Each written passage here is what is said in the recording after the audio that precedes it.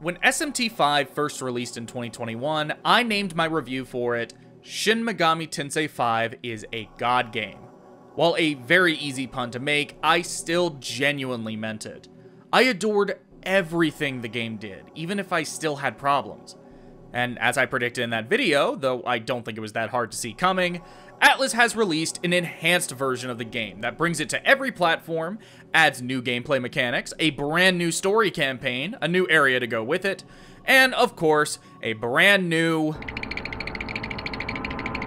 female character made to appeal to fans of the original release, often by embodying idealized, sometimes shallow traits that encourage an emotional attachment and consumer loyalty in order to pique their interest in purchasing the new version, as well as buying into any potential merchandising avenues the company might explore in the future.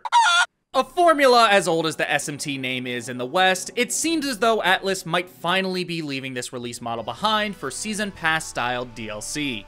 So, considering that this might be the last time we have to repurchase the same game with a few new bells and whistles a few years later, how does Shin Megami Tensei 5 Vengeance stack up to both the original release as well as its fellow enhanced versions? This is easily the best it's ever been. Alongside talking about Vengeance, I'm going to use this opportunity to reflect on my original thoughts and feelings on the base game, to see how it both has and hasn't changed over time. To start us off, let's go over the biggest thing Vengeance had to fix. One of the most heavily criticized aspects of SMT5 was its story. So much of it feels like it was left on the cutting room floor, particularly when you compare the final product to interviews from early in development where developers talked about wanting to tackle certain subjects that ultimately ended up unaccounted for. In my original review, I said that while the story was much more to the point and was less focused on lore and plot twists like the fourth entry, it was still really good. Now, 3 years later, I certainly no longer agree with the intensity, but I do still believe that the story is better than people give it credit for. The problem is less so the pieces of said narrative, but rather the execution. There were a ton of great ideas and sequences that gave the story a lot more depth and artistic merit. It's just that a lot of it gets lost when it's buried underneath more easily recognizable elements, such as bare-bones characters who existed purely to push things forward. Frankly, for the story they were trying to tell, one meant to resonate with the worries and struggles of the average person, characters are a powerful tool in achieving that goal. Sadly, this was a tool that feels unused in the final product due to its mishandling of them. The concepts and relatability that each character is meant to embody remains nothing more than a mere thesis statement. Then there's the fact that everyone could easily predict Atlus would just be adding another character into the mix that would get any and all attention in what would eventually be Vengeance. It was disheartening to see what should be interesting ideas and characters end up this way. What SMT5 needed wasn't a brand new it needed to focus on the characters it already had and make proper use of them. To actually explore the ideas these characters were created to explore. And yet, it's because of this brand new that Atlus was able to both salvage the pre-existing characters and craft a new story that better conveys the points they wanted to make. Now, I need to praise the way Atlus handled accessing the brand new story content. If you've watched me for a while, you probably understand that I don't like it when Atlus incorporates new story content within the original campaign.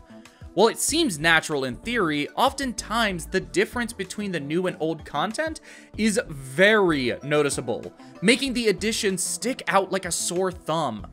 It also requires a returning player to replay content they already experienced just to get to the stuff they repurchased the game for. The blending of the two can also result in the damaging of the original experience. Case in point, Catherine Fullbody irrevocably ruining the atmosphere of the landings.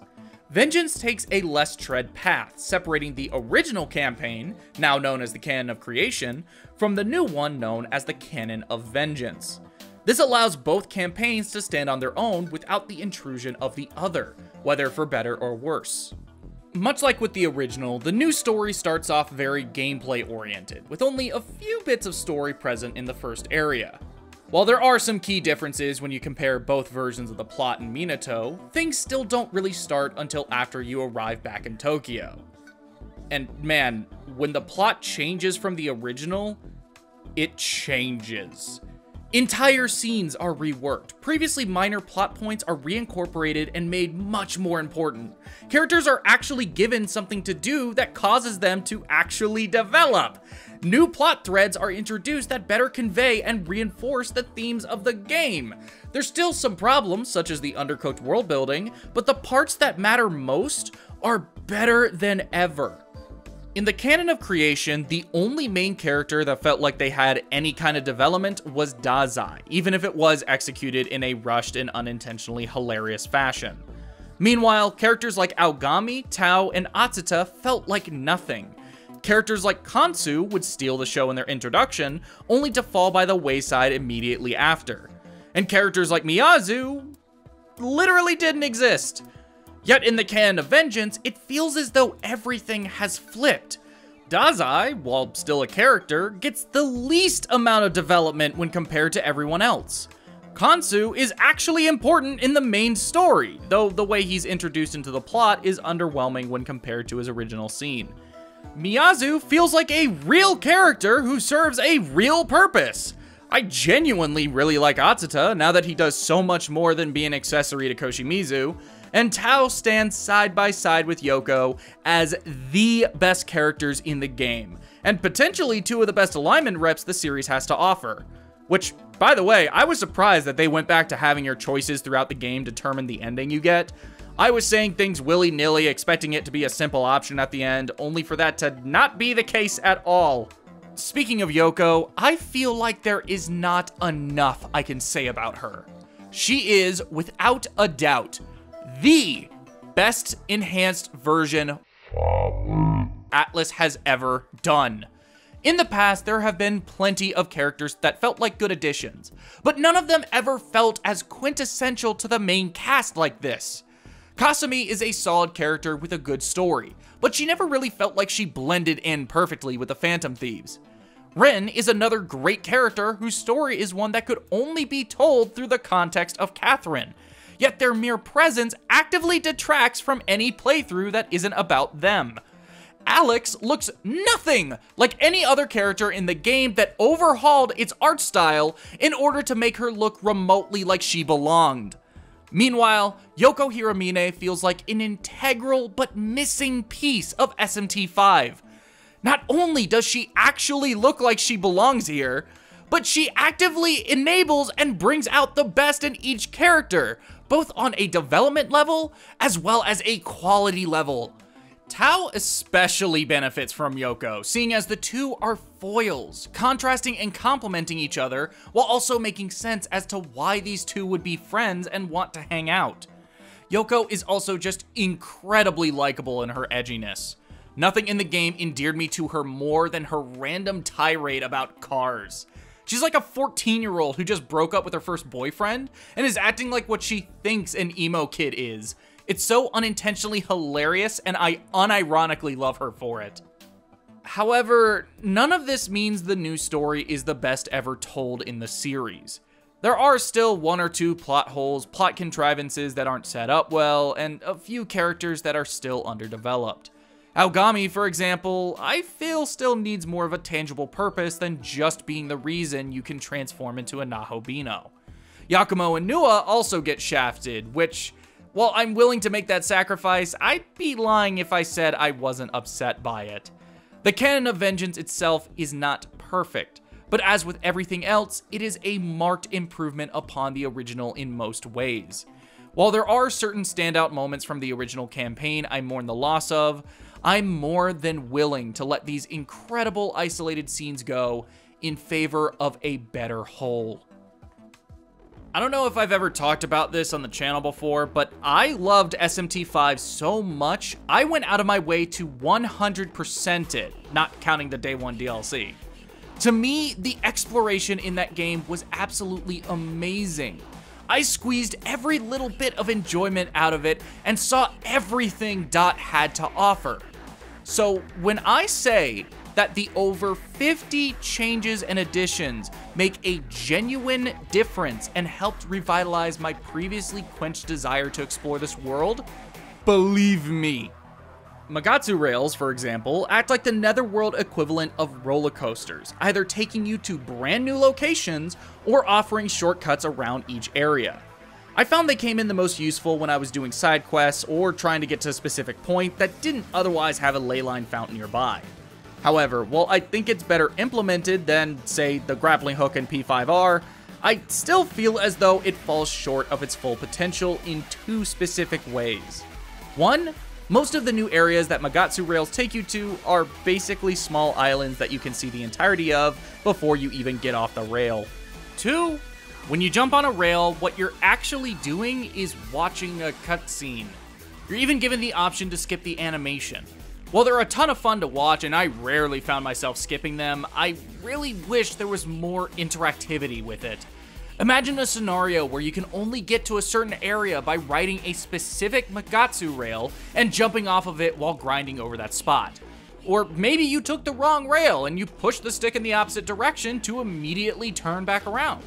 It would make them a lot more fun and satisfying to use because I'd actually feel like I'm riding them as opposed to watching them. Another major new mechanic added in Vengeance is honest, to God, for real, playable demons. Every area of Dot has a side quest where you take control of a demon and run around an area only they can explore, and gosh darn it, they are an absolute treat. A major highlight of my experience. Rescuing a school kid from a demonic dinner, solving a mystery among the fairies, or recruiting your own demon party as the Naho-Hiho himself.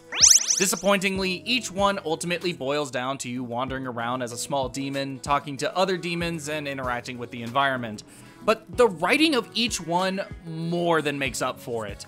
This is some of the funniest and, in some cases, haunting writing in the game. Arguably the best new mechanic in the game are the brand new demon haunts, which are effectively Chow Gardens, but for demons. And oh my god, they better keep these things around and keep evolving on them. In terms of gameplay, it's mainly just talking to your demons, giving them gifts, raising their affinity with you, and once they like you enough, they'll give you an item or they'll get a notable stat boost. I kinda wish there was more to do to actually train your demons, but that's not what I love about these places. Not only are they some of the coolest, chillest areas in the game, but like, every demon has something unique to say at practically all times throughout the story. It does so much in making each demon feel more and more like an actual unique being, and not just a cool design with some witty dialogue. They'll comment on the plot and give additional points of view on what just happened. They'll make reference to their lore, and it makes me so much more interested in learning about who they are. I'm just repeatedly blown away by how much dialogue is in this one part of the game alone. Also, these little pockets are just fun to run around in, especially the ones that really go in on the verticality. But what about combat? As time has gone on, I feel it's this that has become the most heavily critiqued aspect of gameplay, and yet on the surface, you might not be able to tell why that is. That's because the majority of the issues can be traced back to pure numbers and balancing, particularly in how the game heavily favored the level of your demons as opposed to their actual stats and skills, leading to situations where the only real option was to grind levels as opposed to strategy.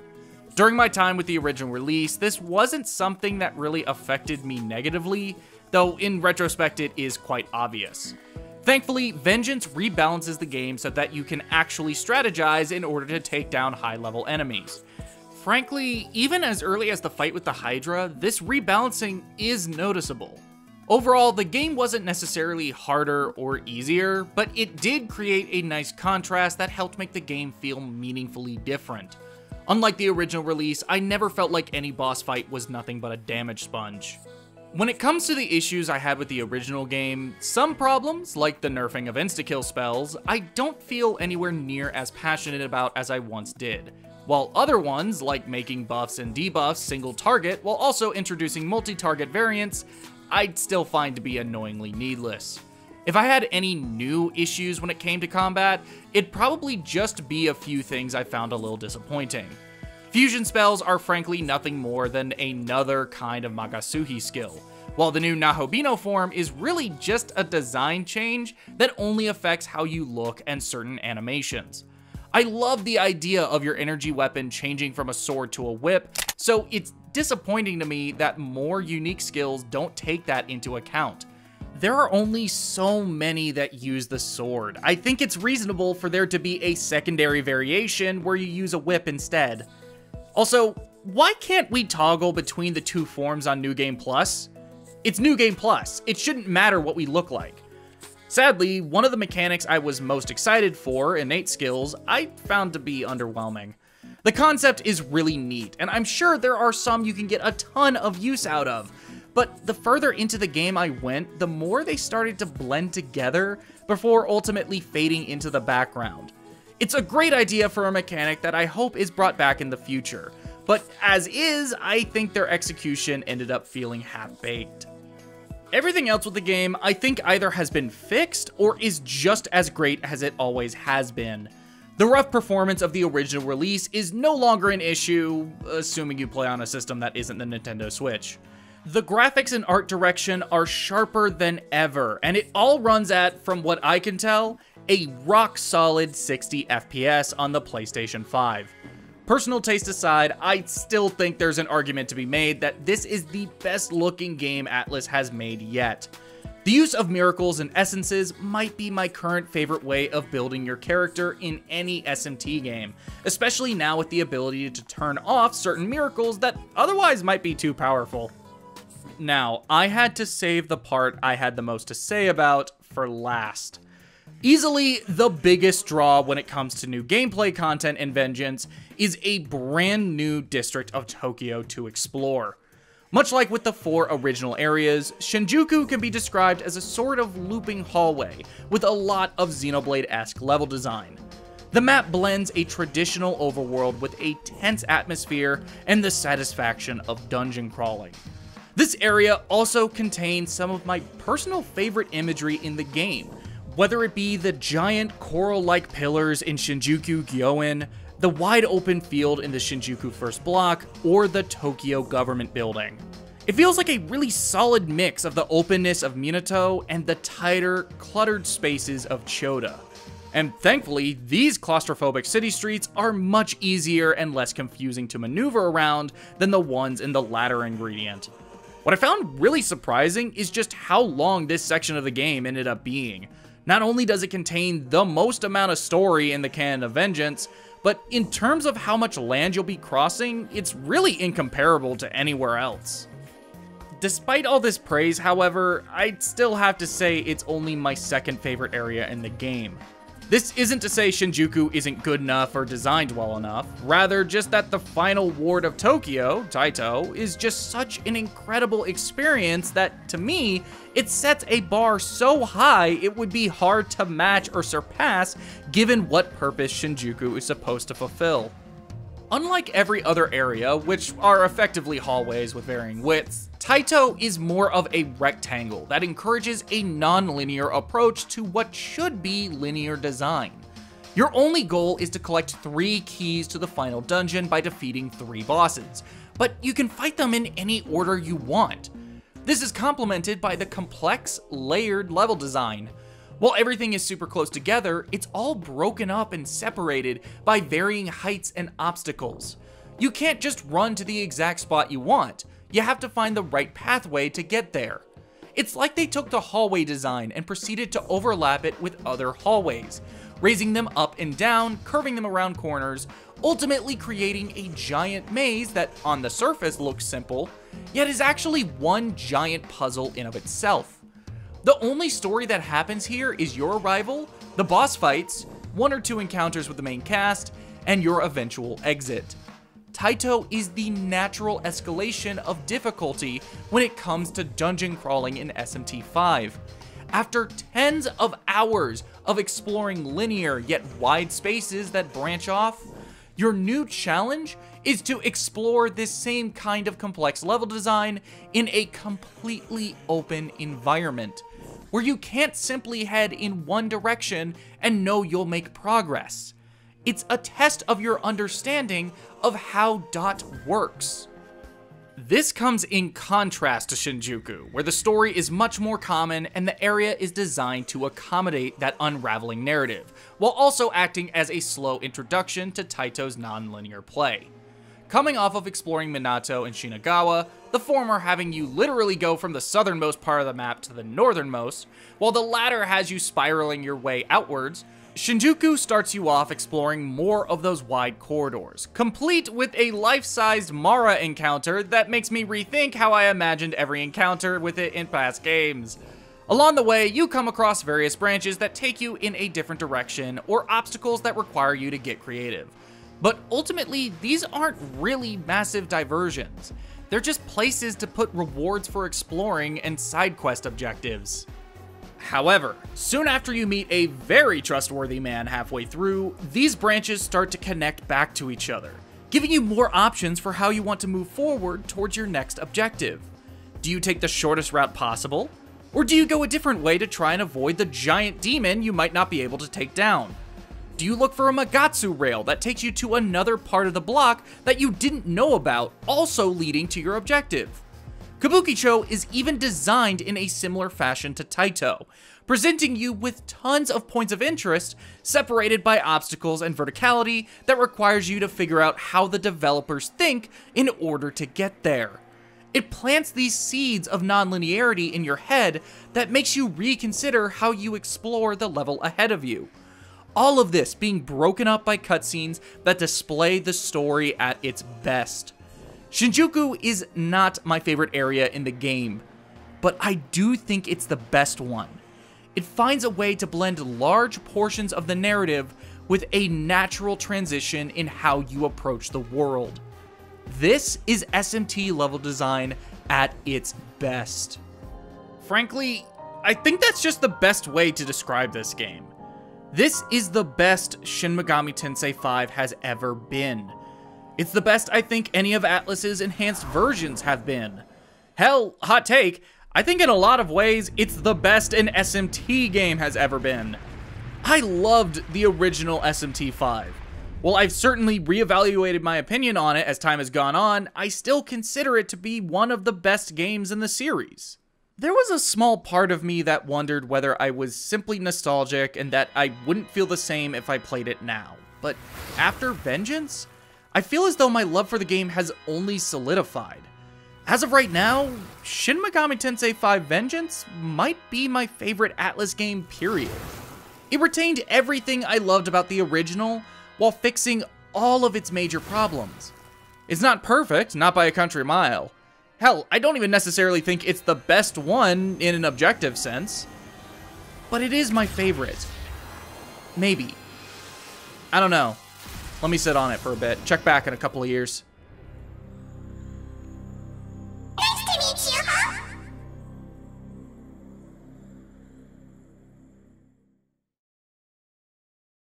Thank you so much for watching. Let me know what you think of Vengeance in the comments below, and while you're there, leave a like, subscribe, and hit the bell to be notified of all my future uploads. I also have a kind of weekly stream I do with my good buddy Nova Arby on both my Twitch channel and right here on YouTube, temporarily called This Is Not a Podcast. Basically, it's the two of us talking about gaming news and more with each other and the chat. Here's a clip. People got their hands on Astrobot already, and people are posting pictures and videos from it. You want to know what the inside cover art of the game looks like? What does the inside cover art of the game look like? It is a literal, here's a bunch of PlayStation IP that we all own that's gonna be in the fucking game! It's a bunch of stuff they own!